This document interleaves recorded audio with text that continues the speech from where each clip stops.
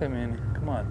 Only get off of that main. I really wanted to see him. So anyway, so we found a good spot on the beach.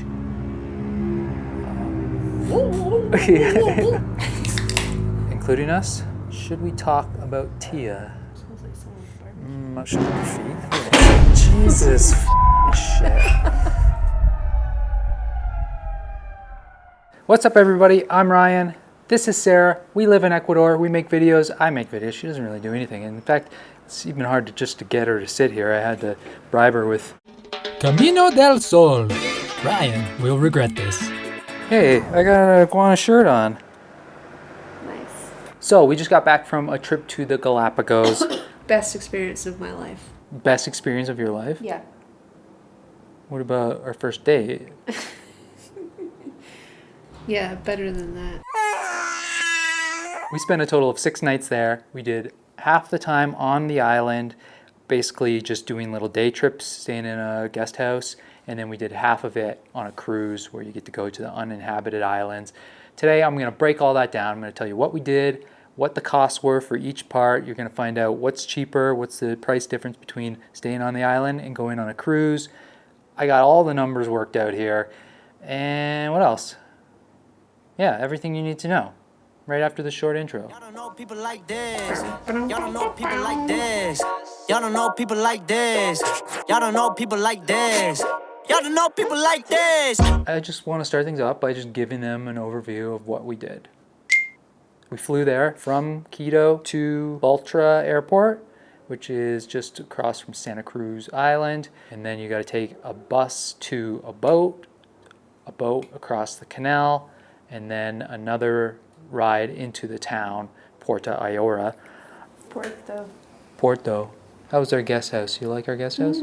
It was pretty cheap. It was like $30 a night, I believe. The people were really friendly. They gave us snorkeling gear for free. Yeah, they just loaned it to us for the day. They usually had breakfast that you could get, but their kitchen was closed because of the coronavirus, so they let us use their kitchen. So we saved some money there too, just buying groceries and making our own breakfast. The food in Puerto Ayora, anywhere on the Galapagos, is a lot more expensive than it is here. A typical almuerzos here would be about $3. Over there, it's about $5. And that's definitely the way to go. Almuerzos, $5 for lunch, and then try to eat something smaller for dinner. But the food was good, even though it was expensive and you're on an island and maybe there's less options, but it was always pretty good. It was pricey for breakfast. That's why it was good when we discovered that we could use the kitchen there, that we just bought some yogurt and granola or something and some fruit. But we did find coffee for cheap. And it was $1, and it was out of a coffee machine. There's a couple of them scattered around Puerto Ayora. Coffee machine made good coffee. It was $1, and it was open always, so I could get up at 6 a.m. if I wanted to and still find coffee. The very first thing we did there was go to the Charles Darwin Research Station. How was that? Did you enjoy that? I like that a lot.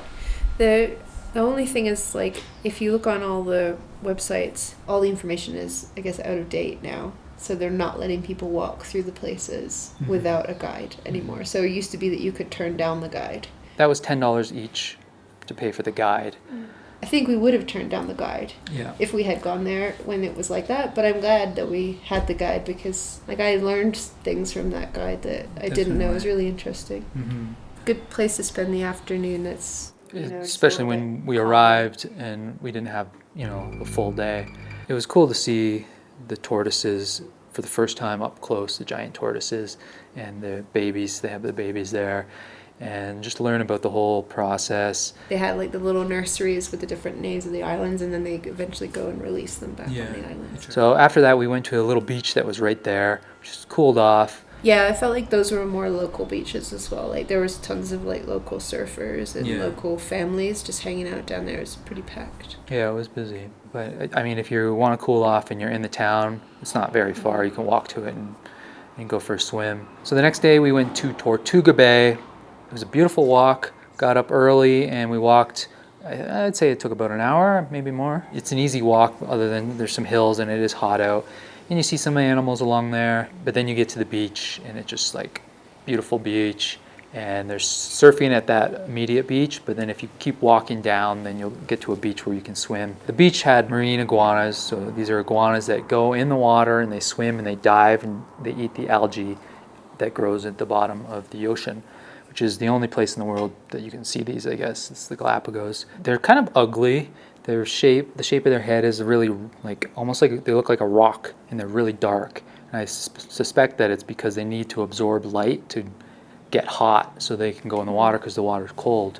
I really wanted to see an iguana swim. I wanted to snorkel and watch it swim, but I think it more has to do with the sand being so light. It's just that the waters move and then the sand gets all fluffy and floating around. Yeah, just Yeah, I couldn't see that well, but we did see him swimming in the water, like on top of the water and stuff, and that was pretty cool. When you're walking to the second beach, there's a spot off on the left, and nobody seemed to be going there, but we walked up there, and it's kind of like a viewpoint, but it's just iguanas, like sitting around, and at first you can't even see them, and then you kind of like focus your eyes, and you see all these little iguanas sitting in these rocks. They're so well camouflaged. They have like a little bit of color on them. What's so cool about them is like those season that we were there, it was nesting season as well. So you'd just see like these chunks of sand go flying up in the air. But they were red at the time because remember that plant we saw? It changes color in different seasons. So in the wet season it turns red, and in the dry season it's green. And I think the iguanas sort of change color according to that foliage basically that they're sitting in. And then we went over to the beach where we could swim, and we kind of found a corner. They just kept walking until the end of the beach, basically. And one thing that I really liked is that the beaches seem really safe. We left all our stuff, like, some money and camera or your phone probably. Everybody does it, and apparently they don't get robbed. Maybe at the local beach where it was like the Charles Darwin Center beach, which is just kind of open to the public, maybe be a bit more vigilant. Yeah. But like in that place, you have to sign in to get in. So it's not like locals are just going there, Yeah. So anyway, we found a good spot on the beach. We got in the water, and I was like, what is that? There's something over there. And I thought it was iguanas swimming. We got closer and closer, and then we got pretty close, and you could just see turtle head come up. They're green turtles, and they just go poof, and they kind of expel out, I guess, water or sand or air. They're breathing. They're breathing. It's just so calming. Yeah. I don't know, just like sitting there and all these little heads pop up one at a time. It's just so and then back down. Peaceful. Yeah, and there were a bunch of them. Quiet. Like their lives are so peaceful and quiet. It was a really cool feeling to be in that. And there's probably like 5 around us. They're big things, and they were just feeding on the algae, and we just kind of sat there and just experienced it for a while. It was really cool. We also saw some sharks in that water. They were only like about this big. Baby ones. I was like, "There's a shark!" And kind of, I don't even know if you saw it swimming, but then we saw it like jump, and it jumped right out of the water and boof, splashed back down. It was pretty neat. So that was basically that day. We spent most of the day there, went back, and then the next day we went to Las Grietas, which that literally means cracks in Spanish. And it's these cracks that formed in the rock, in the volcanic rock, and it filled with water. There's ocean water, and there's also fresh water in it.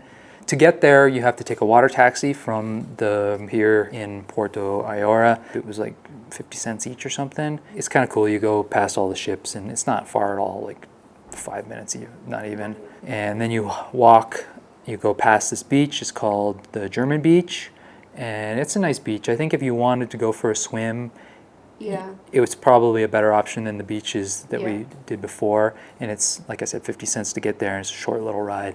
So we walk past that, and then we get to the Las Grietas. We kind of just thought it was a walk to it, but again, there was another setup where they're like, you need to hire a guide. So it was $10 each again. The guide was pretty useful though. It's nice to be able to talk to locals that speak English and just ask them anything. I'm asking her, like, did you ever jump from that rock over there into the thing? She's like, yeah, we used to do it all the time. We're not allowed anymore. I mean, $10 each to get into the swimming hole seems kind of silly. But if you look at it like a donation to the Galapagos, it's... Yeah, and she was very informative. We went to a couple of viewpoints along there, and then eventually down to the grottos. Yeah, so we went for a swim there, and that was probably the best swim of our whole trip. Just beautiful waters. It was like chilly, but just the right temperature. Just the right amount of salt too, so you could float a little bit, but it wasn't like overly salty. Beautiful color. calm. light, it is hitting it, calm, yeah. And you could jump off the little ledge, which is fun. Yeah. It was really great, little You swim. gotta go there Super relaxing. early-ish though. Yeah, because Beat the crowds. we basically, I think she said we'd got a half hour or something. We swam around, we got out, dried off, we're getting ready to go, and like literally 20, Yeah. 25 people showed up.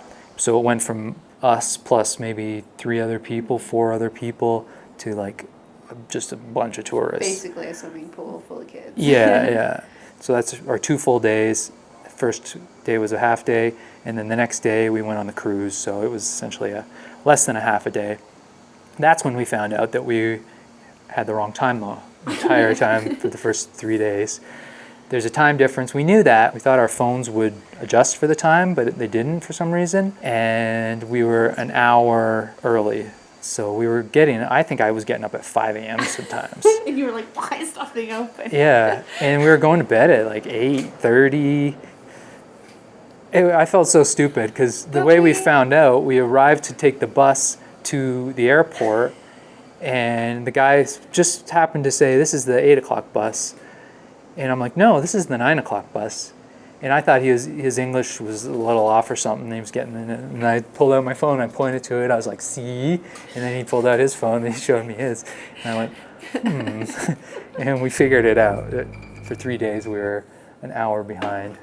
But one good thing that did come from that is that we were an hour earlier than we expected to be at Yeah. most places, and thus beat the crowds. Yeah, yeah.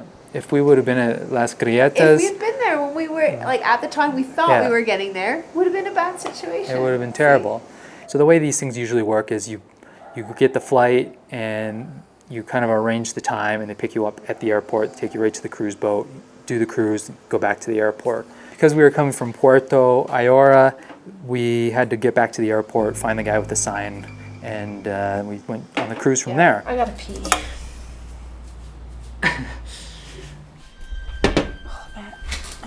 Ipa? Yeah. So I want to talk to you about the boat. What did you think about the cruise ship?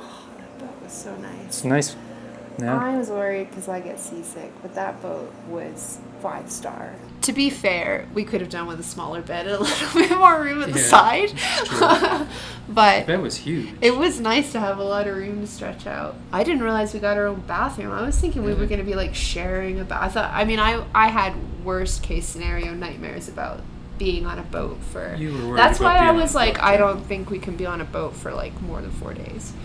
I was like reticent to do was like more than easy. 4 days. I could have done 2 weeks on that goddamn thing. I remember first time we walked into like the dining area, and we just like both got a smile on our face. Like it wasn't like I just the couldn't classiest thing in the believe it. world, but it was just the fact that you're on a Yeah. boat and everything's so That nice. size, like I don't know anything about boats. The only boats I've been on are either massive ferry type situations that go across the English Channel, or like rickety old like Southeast Asia style where it's just like yeah, like some like big motor that he just Yeah. pops off the side and it's like spewing gasoline. Stalls all the time, and Yeah. he's got to stop and fix So it. that like those are my 2 experiences. I've never been on a yacht.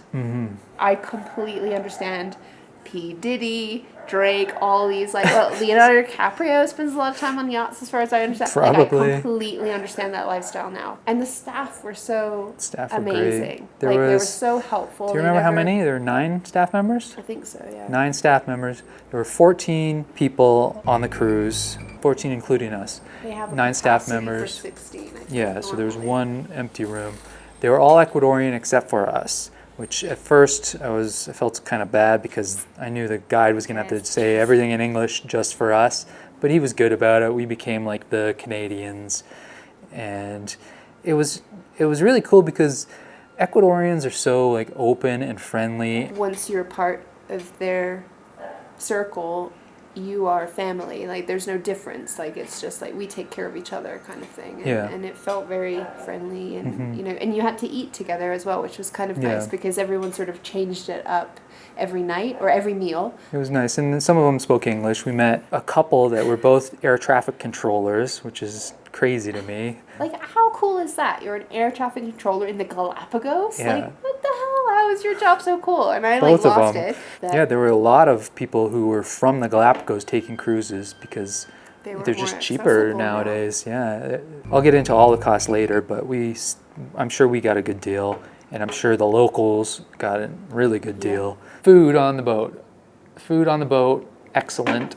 I was really impressed, and I'm a food guy. Everything was included food-wise except for booze and like if you wanted any soft drinks.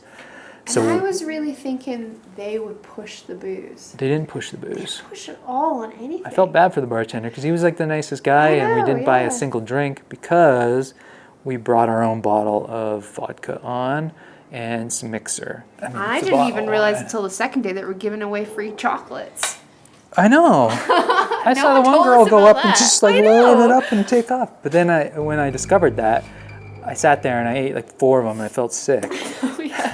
And then on the last night, the chef came out and made ceviche and showed us how to and make they ceviche. did a little, That was so like, fun. And it was just probably the so best good. ceviche I've had. So what about sleeping? Sleeping on the boat, no problems? They would travel after dinner, say, for a couple hours, and it was no more than 2 hours of traveling at a time, and then the boat would be parked. The sound of the generator, I guess, is a bit loud. I think that's totally where our room was located as well. I think we were located on the side where the generator gave out, maybe. But after a while, it's like white noise, you know, like if an aircon's running. Yeah. It's like nothing, you don't really Yeah. notice it. But the swaying, I think it was the second night when we were parked at that bay, at Sullivan Bay or whatever it was wavy there. And I remember it being a little bit Certain like... ways that you lie, you can feel it more. If I was on my back, I couldn't really notice it, but if I was on my side, because it would knock me, I think back off my side, it kept me awake a little bit. So if you lay on your back, it was fine. Okay, so what about the itinerary? Were you happy with the itinerary?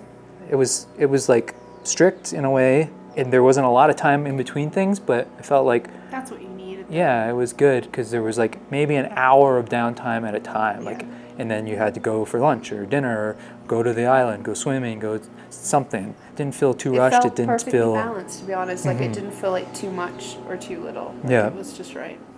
I agree. Goldilocks style. I also like that the guide explained the itinerary where he would actually say, like, we're not allowed to be on this beach until this time because the day trips have to come in before that. It's just a bit of insight, and it also kind of told you, oh, we're getting there at a better time than the day trip people. Because there was a whole thing, the whole time I'm like, should we have just stayed in Puerto Ayora? We can go to all these places just by doing day trips. I'm going to get more into that when I break down the costs and stuff. Let's go over the itinerary. After lunch on the boat, we went to this tortoise reserve. Take or leave that. It's a property that the guy has. Private property. Yeah, and he set it up so tortoises would want to hang out there, essentially. And there's food for them. It's like a resort. That's how the guy described it. Yeah. A tortoise resort. Water, muddy pools, good grass. And so hopefully tortoises go there, and There they are do. a lot. If you want your picture taken next to a giant tortoise, Which we did. in an open field with no barriers around you, that's where you do it. Yeah, If that's the photo shot you want, Yeah. and like that's what they're going for, right? sure.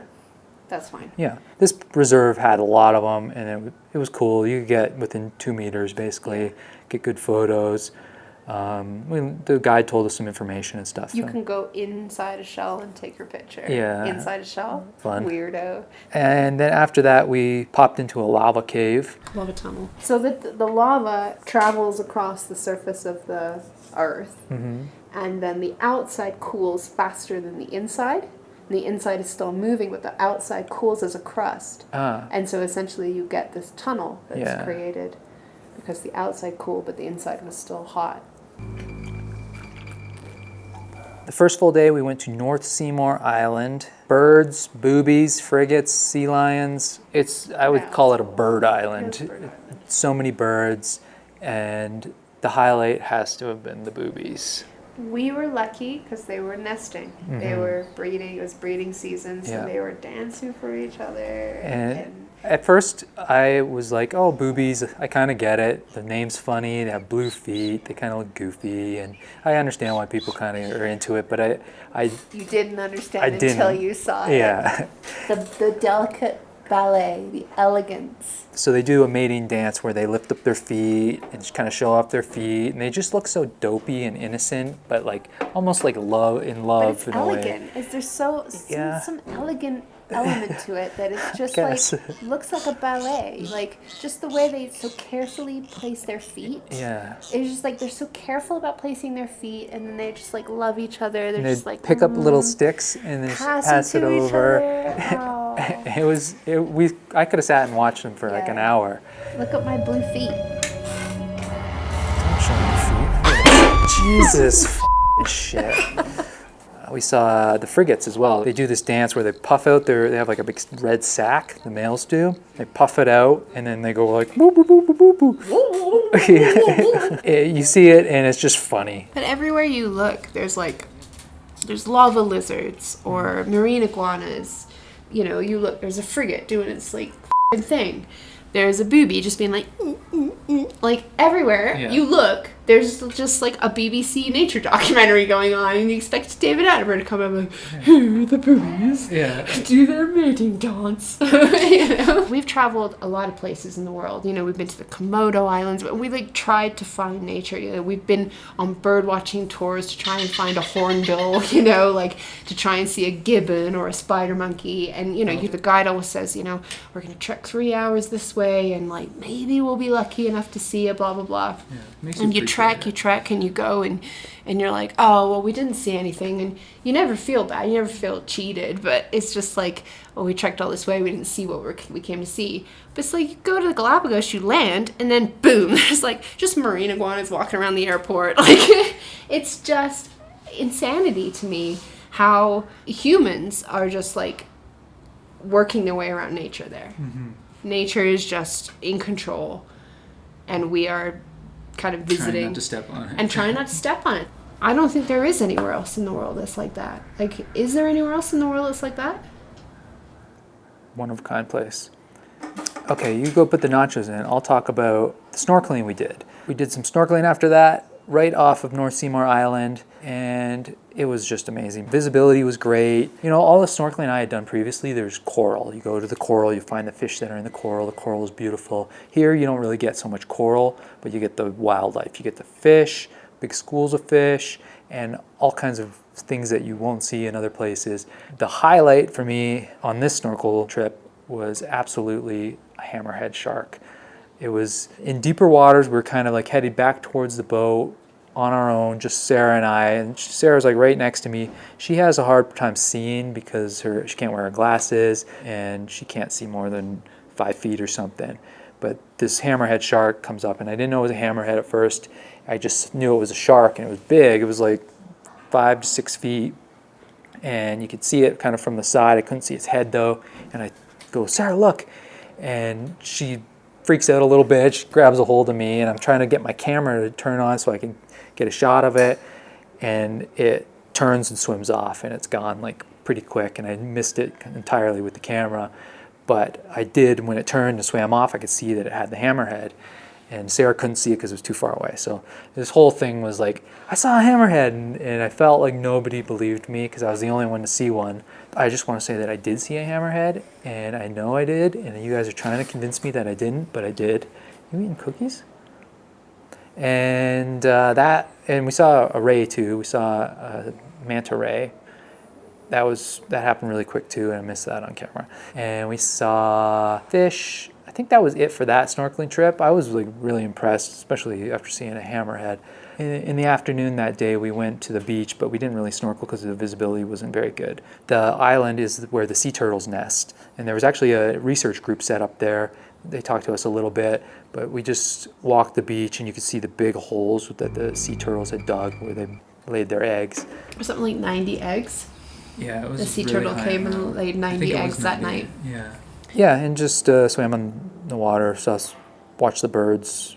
So that was that day. That was the first full day. The second full day, we went to Sullivan Bay in the morning, and that was a really cool place because it's just like hardened lava, like black hardened lava that's like, you can almost see the flow lines in it. That was just such a cool experience, and you can't get that anywhere really other than, I guess, Hawaii there. It's volcanic islands. How old did he say it was? I think it was 150 years. They know that because when Darwin was there, it wasn't there. That's right.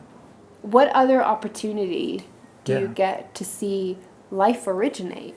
exactly. It's just so cool. Yeah, and just standing there on that and looking around, just And looking surrounded out, by yeah. black, like A ropey moonscape. lava. Everything was just frozen in a moment. You know, there's just like bubbles that are just kind of frozen, like gas bubbles that burst, and they're just like frozen in ice almost. Yeah. Like, so cool. Yeah, the fact that those big hills were piles of ash, Yeah. like, it blew my mind. So after that, we went and snorkeled from the beach right there at Sullivan Bay. Snorkeling off of Sullivan Bay, we saw our first sea lion in the water swimming with us. So cool. Like, out of nowhere, they're there, and they move like so brilliantly through the water, just like twists and turns Silent. so fast. Yeah, the silence of it all too. And you know, you get excited and you go, oh, and you make splashing noises, I guess, and they go, what's that? Is that a fish? And they swim kind of up Right to next you. to you, yeah. And it almost seemed like they wanted to play in a little bit. Yeah, they're very playful. Yeah, Like dogs. and like like Labradors. close, like I could have probably reached out and touched one. I watched them swimming around you, and I knew you had no idea that they were even there. Yeah, Which is just the craziest thing, because you can't feel them. no, There's no feeling of movement. There's no sound. yeah. It's just suddenly they appear and they're They're there. fast too. Yeah. And they would come swim right at you and then dodge away at the last second, and that scared me when they did that, because they were swimming around you, and I was like, I don't even think he knows that he's got 3 sea lions swimming around him. Like, if I had the camera, it would have been an amazing shot, because they were just swimming around you. I don't know what happened here. Oh no. I don't know if I would describe it as scared. That scared me. Yeah, it was just like, this is a huge Thrilling. creature that could bite me.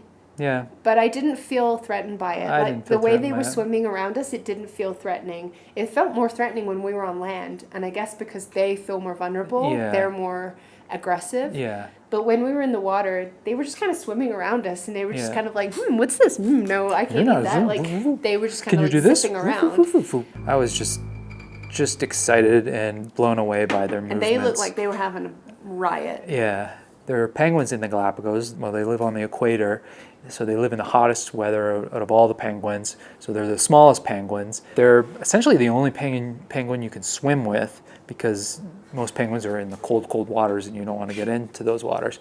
So I was one of only a couple people who saw a penguin swimming. A penguin swam by me, and it was just so cool to see the little guy going, boo, boo, boo. It looked like a toy, kind of one of those wind-up toys you put in a bathtub or something. So we spent about an hour snorkeling around there. Like, we had wetsuits on, which were really, I wasn't sure. Actually, when we first put the wetsuits on, we put them on backwards, and they had a laugh at us. But I wasn't really sure about wearing the wetsuit, but it was good. It kept you warm. You could stay in the water longer, and you felt more protected from, whatever else is in the water. Like, so after that, we went back, we had some food, and we snorkeled. Around the Pinnacle Rock. Yeah, and we saw a bunch of sea turtles. We saw sea turtles having sex from the boat. Yeah. And then the guide was like, let's go try to find some. And we were swimming around, and we saw some like sitting in the greens. And I wouldn't have seen it. Somebody else pointed it out to me. It's like, oh, cool, there's a sea turtle. And then I swam, and then I ran into another one. And I think I saw about 3 or 4. They're really neat to watch. The way they swim, that was really cool too. I've always wanted to see a sea turtle swimming, and check that off the list. After that, we went back to the boat, and we waited until the sun started coming down a little bit, and we went over to Bartolome Island. This is the classic lookout. If you see pictures of the Galapagos, if you type in Galapagos into Google Images, you'll probably get an image that is from this point. Just a beautiful photo, beautiful lookout point. And that was kind of the finale of the whole cruise. We had to hike up there. It's not too difficult, and then it started to rain, and the Galapagos basically said, get out of here. You've had your time here. It's time for you to go home. Yeah, we headed back to the boat, had dinner, woke up the next day, and basically went back to the airport and flew home. There's a couple other activities when we had some downtime we'd do. For example, a tour of the ship. I got to see the engine room and the captain's room, like where he drives it and everything. There was a trivia on the last night. There's a little Galapagos trivia. Oh, I wanted to mention tipping, because we were like totally lost on that a little bit. We didn't know how much to tip. We still don't know. No, we don't. I'm not even going to tell you how much we tipped, because I don't know. Maybe it was too little. Maybe we look like idiots and tipped too much. I don't think so, because he was very friendly to us when we left. Yeah, after he got the after he tip, got and it. I think they don't expect anything necessarily. They just hope that they get some a little extra. I think we were fair. They leave envelopes in your room, and one's to the crew and one's to the guide. And I guess you don't have to, but it's nice if you tip. So that's the cruise. That's the whole Galapagos trip. 6 days, 3 on the island, 3 on the cruise ship. And I want to break down the costs for you guys. So there's a couple standard costs that if you just decide to stay on the island or if you want to go on a cruise, you're going to have to pay either way. The first one is the COVID test. Obviously, you don't always need this, but now they make you have a COVID test, a negative test before you go. That was $75 each. They came to our home, stuck a thing right up into our brain. Honestly, that far, it was uncomfortable. So we had to get that. Then, of course, the flight is going to cost you money. For us, it was included in our cruise, and we got a discount because we have kind of like an Ecuadorian ID. So I don't really know how much it cost because it was included in the cruise, but I think a typical flight there would cost between $250 and $450 round trip. You got to take that into consideration. That's, boom, right off the bat, that's a lot of money. But on top of that, there's a fee at the airport. In Quito, there was a fee it was just $20. And then when you get to the Galapagos, there's an entrance fee, and it's $100 for non-Ecuadorians. So that's $445 minimum right off the bat before you do anything. It's pricey. It's pricey to go there for a reason. What did your oven beeped? I don't know. Okay, I got rid of it. So now, prostitutes on the island are no, I'm joking. So if you want to go the no cruise route, you're going to pay for transportation to Puerto Ayora. I don't know about the other islands. I think probably this one is the most popular. Puerto Ayora is the most populated city in the Galapagos, so it's a good jumping off point to go to other tours. So that would $11 there and another $11 back to the airport. Hotel is about $30 a night for 2 people. So 3 nights, that's $90. Food on the island, I said, it's a lot more expensive than mainland. We did 3 lunches, 3 dinners, 3 breakfasts, plus coffee, snacks, and a bit of mixer. We brought the booze from Quito in our luggage, so we didn't pay for that there. It would have been more money to buy it there because you're on an island. In total, food cost us $50 each for 3 days. That's not too bad, really. But we were smart about it. Like I said, we went to the grocery store. We made some stuff ourselves. And then the attractions from the mainland, $10 for the Darwin Research Station, $10 for Las Grietas, plus an extra 80 cents for the water taxi each. And our total for those 3 nights, plus pretty much 3 full days, was $137 plus the $445. That's standard just to get in there and the flight and all that stuff. So I'd say about $582 total if you just wanted to do those 3 days that we did first. The total cost of our cruise was $950 each, and that included the flight, all the meals, the private cabin with private bathroom. And as I said earlier, we got the Ecuadorian rate for the flight, so we saved some money there. But even if the flight cost $200 each, which I think is probably what an Ecuadorian rate would be, that means the cruise was about $750 each. Now, if we would have done some day trips, for example, to North Seymour Island, and this is just me doing research online from here, it was $250 each for the day trip. I'm sure you can get it cheaper when you're there, but $250 is a lot. I also found the combo trip to Sullivan Bay and Bartolome Island, and that was $250 a person as well. So that's basically the 2 main days for us from our cruise. So hey, you poured me beer. Wait, this is my beer. So you poured me half of my beer, and you took half of my beer. So I can essentially build the cruise that we did, break it all down, and tell you how much it would cost if we'd stayed on land and did it. It'd be about $20 each to take a taxi to El Chato, where the Tortoise Reserve was, and that would be including the taxi waiting for us, taking us back to Puerto Ayora, plus $3 entrance fee, $250 for the North Seymour Island day trip, $250 each for the Sullivan Bay Bartolome day trip, $45 for accommodations, $50 for food, and $22 for transportation, basically to the airport and back. So that's a total of $637 each. I said earlier that I estimate our cruise alone cost about $750 each, so really not that much difference there, and I think it's totally worth it to go on the cruise. I talked to one lady at the guest house we stayed at, and she had just done a day trip, and she said it was good. She said she had a great time, but she said they woke up in the morning, they got in a van, the van took them to another guest house, they picked up more people, they got on a boat, drove 2 hours. By that time, it's like noon. They snorkeled at noon, which is probably not the best time to snorkel. And she said she saw some stuff, nothing crazy, spectacular, and they got all back on the boat, came back. So her experience definitely does not mirror ours. I feel like we had a better experience. I guess we paid a little bit more money for it, but like $250 for that day trip. If you're going to spend that, if you're going to do both those day trips, you might as well get the cruise, in my opinion. Just like being on a boat and being on a cruise and eating dinner with the view, a beautiful view every time. Definitely better accommodation. And the fact that you get like a guide. Sorry. And that's another thing I want to mention is you're getting the same guide the whole time. And so you're developing a relationship with them. You're asking him questions even when he's not showing you something. Like you're having dinner. We had dinner with the guide and talked about religion, politics, like all kinds of stuff that you wouldn't get with just a day trip guide. He asked me specifically if Sarah was my first. And then I proceeded to tell everyone on the boat that I wasn't. Yes. I mean, what kind of question is that? I don't know. What do you want me to say? So that being said, the cruise I think was totally worth it. But I do also want to mention that if you went to Puerto Ayora and went around to the different tourist things, you can find cruises, last-minute cruises for pretty cheap. It would be the cheapest way to do it. If you're flexible with your time. Yeah, you got to be flexible and you got to be willing to go, well, it's not going to work out. Just got to do day trips, I guess. But we did see some last-minute 3-night cruises, probably the same one we did, and I saw it for $450. It's worth it. One of the best experiences of our lives.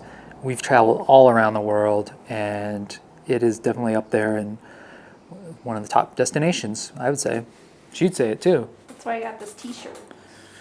Tease. So in total, our 6 days was $1,350. That's including these t-shirts. Wow. That's including everything, all the food, the cruise, the flight, the breakfast at the airport, which was probably our most expensive meal. Probably Top tip. top what? Don't get breakfast at the airport. And even the COVID test. So everything, $1,350 each. So that's it. Thank you for watching.